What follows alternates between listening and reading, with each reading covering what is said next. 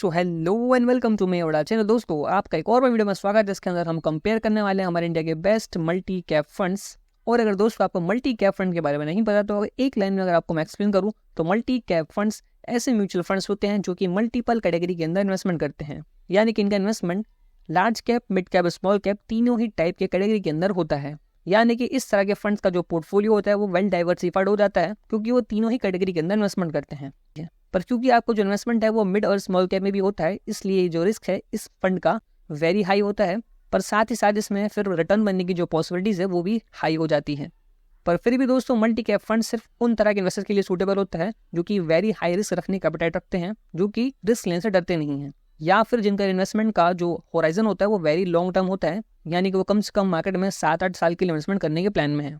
तो दोस्तों आज के वीडियो हम डिटेल में कंपेयर करने वाले हैं हमारे इंडिया के बेस्ट 3 मल्टी कैप फंड्स, और उनके बीच में से हम लोग बेस्ट जो होगा उसको फाइंड आउट करने की कोशिश करेंगे, जो कि आपके इन्वेस्टमेंट के रडार पर हो सकता है। तो दोस्तों मेरा नाम है समीर और चलिए आज की वीडियो को शुरू करते हैं।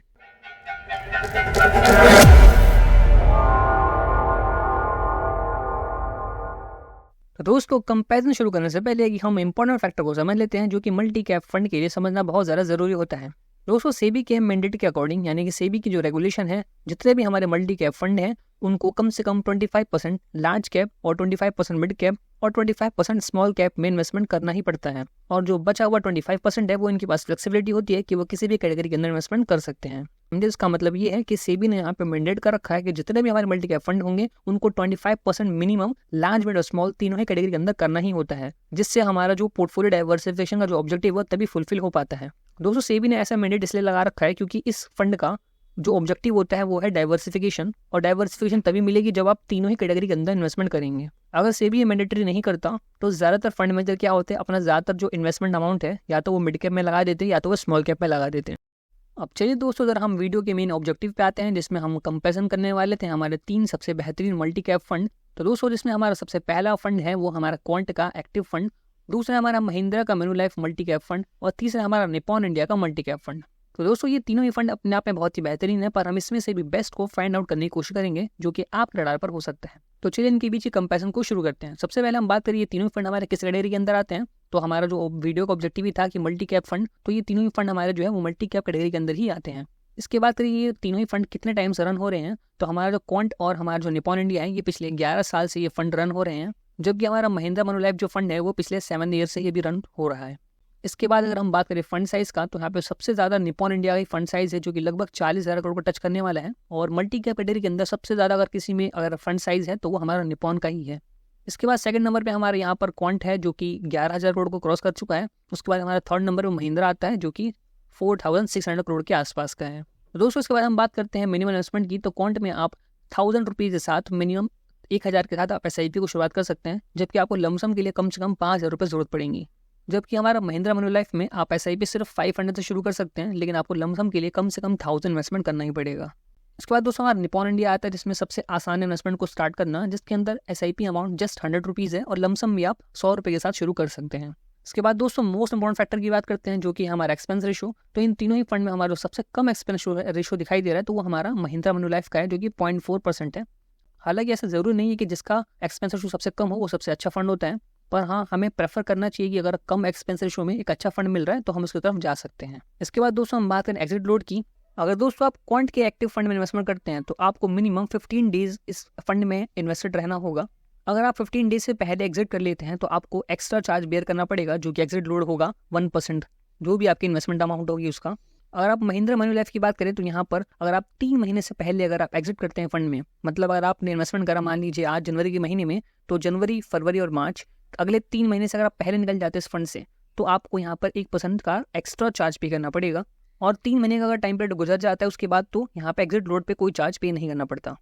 इसके बाद अगर हम निपॉन इंडिया की बात करें तो यहाँ पर अगर आप 12 महीने तक यानी लगभग 1 साल तक आप निपॉन में इन्वेस्टेड रहते हैं तो ही आपको कोई चार्ज पे नहीं करना पड़ेगा। अगर आप 12 महीने यानी कि 1 साल से पहले अगर एग्जिट करते हैं इस फंड से तो आपको 1% एक्स्ट्रा चार्ज बेयर करना पड़ेगा। तो दोस्तों यहाँ पर अगर देखा जाए तो ज़्यादा फ्लेक्सिबल जो हमारा क्वांट दिखाई दे रहा है, क्योंकि वो सिर्फ और सिर्फ यहाँ पे हमें 15 डेज का जो लॉक इन पीरियड दिखाई दे रहा है, क्योंकि आप सिर्फ 15 दिन के बाद अगर आप चाहें तो इस फंड से एग्जिट ले सकते हैं। महिंद्रा मैन्युलाइफ की अगर बात करें तो आपको कम से कम 3 महीने रहना पड़ेगा इन्वेस्टेड, या फिर निपॉन में तो 1 साल इन्वेस्टेड रहना पड़ेगा। अगर 1 साल से पहले निकलते हैं तो 1% का एग्जिट लोड लगेगा।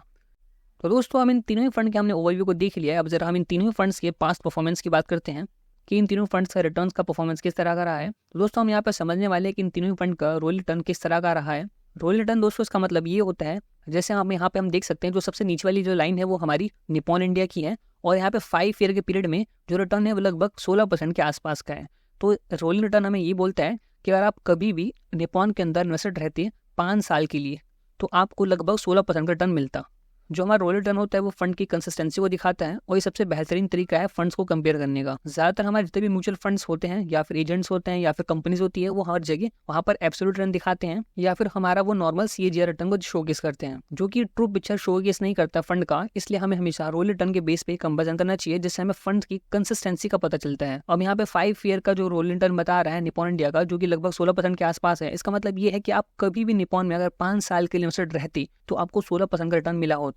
तो एक कंसिस्टेंसी बता रहे हैं फंड में। अब हम कंपेयर करते हैं तीनों फंड के रोल रिटर्न की, तो यहाँ पे सबसे ज्यादा जो रोल रिटर्न दिखाई दे रहा है वो हमारा महिंद्रा मनोलाइफ का दिखाई दे रहा है, जो कि वो जो ब्लू लाइन है उसी को रिप्रेजेंट कर रही है। हालांकि वो थोड़ा फ्लक्चुएटिंग ज्यादा दिखाई दे रहा है, पर महिंद्रा मनोलाइफ जो रिटर्न के मामले में थोड़ा सा आगे दिखाई दे रहा है। उसके बाद हम बात करते हैं जो ग्रीन लाइन है वो हमारी क्वांट एक्टिव क्या मल्टी कैप फंड है, जो कि काफी अच्छा परफॉर्मेंस भी दिखा रहा है। कंसिस्टेंसी के साथ इसने दिखाया है, इसमें फ्लक्चुएटिंग भी कम है और इसने बड़े अच्छे तरीके से हर बार इसने निपॉन इंडिया को बीट करा है। यहाँ पे रिटर्न्स में सबसे कम जो हमारा निपॉन इंडिया दिखाई दे रहा है, जो कि यहाँ पे हमारी जो रेड लाइन है वो निपॉन इंडिया को ही रिप्रेजेंट कर रही है। तो देखा जाए दोस्तों यहाँ पे रिटर्न्स के मामले में हमारा जो निपॉन है वो बहुत ज्यादा कम दिखाई दे रहा है और बहुत ज्यादा रिटर्न दिखाई जाए तो हमारा मनोलाइफ जो दे रहा है क्वांट को भी उसने बीट करा है। जैसे हमारा महिंद्रा मनोलाइफ में 3 ईयर में इसने हमारे क्वांट को बीट करा है और ऐसे इसने 7 ईयर में भी हमारे क्वांट को बीट करा है।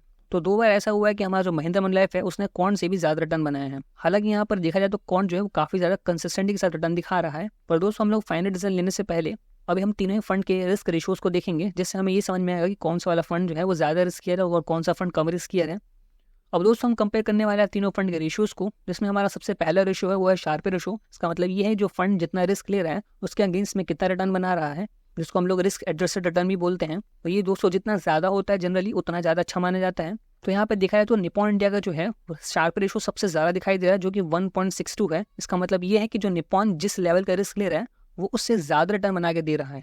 पर दोस्तों यहाँ पे आपको थोड़ा कॉन्ट्राडिक्टरी स्टेटमेंट लग रहा होगा। अभी हमने देखा था ऊपर कि जो निपॉन था उसका रिटर्न जो है सबसे कम था, तो दोस्तों सबसे कम रिटर्न भले ही निपॉन का था लेकिन वो रिस्क भी सबसे कम ले रहा है। इसका मतलब दोस्तों जो निपॉन इंडिया के फंड मैनेजर है वो इस तरीके से इन्वेस्टमेंट कर रहे हैं कि वो जितना रिस्क ले रहे हैं उसके अगेंस्ट में वो ज्यादा रिटर्न बना पा रहे हैं। अब इसका मतलब दोस्तों ये है कि इसका मतलब जो हमारा निपॉन इंडिया है वो जितना भी रिस्क ले रहा है उसके अगेंस्ट में वो ज्यादा रिटर्न बना रहा है।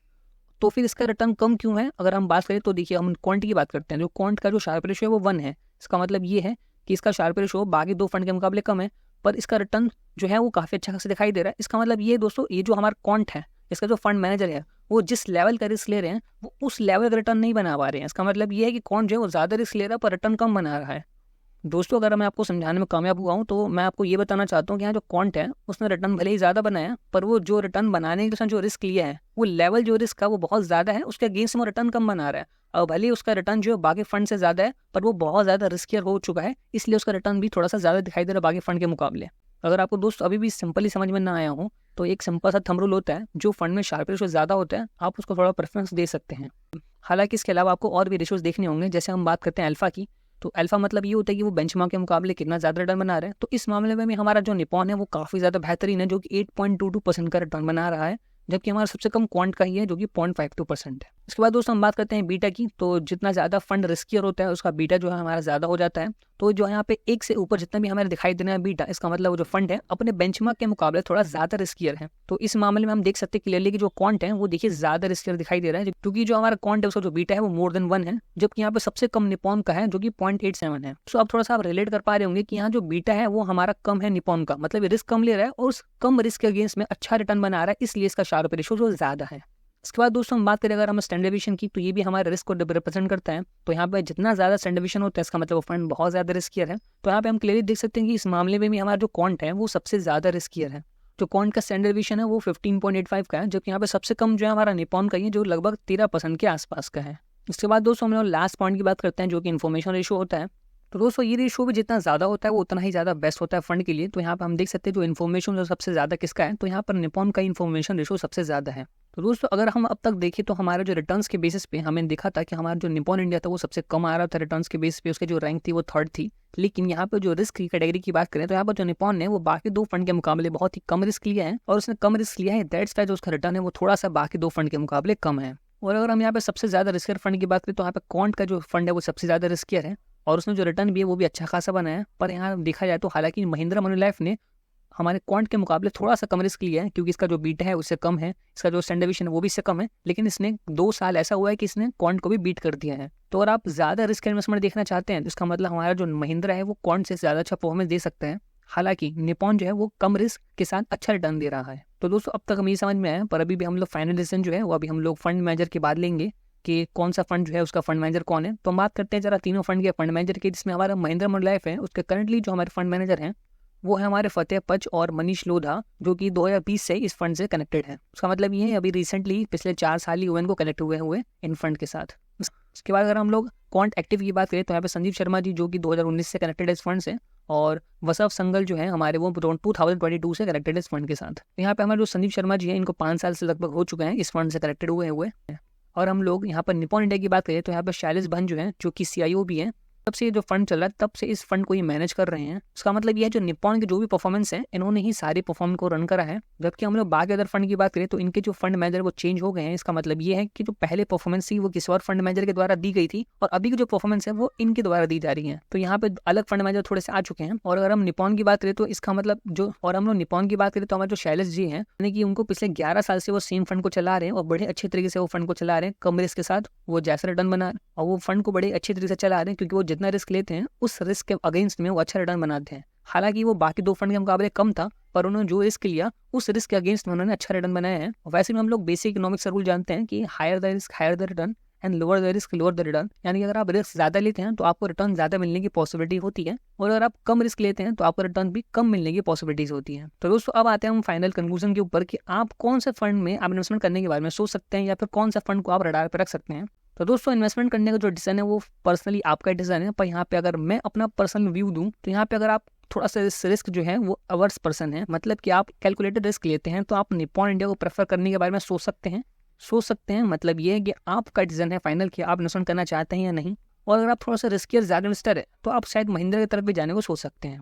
तो दोस्तों लास्ट डिसीजन ये आपका ही कि आप किस में इन्वेस्टमेंट करना चाहते हैं या नहीं करना चाहते हैं। तो दोस्तों आज की वीडियो में इतना ही, मिलते हैं एक नए कंपैरिजन वीडियो के साथ। जय हिंद।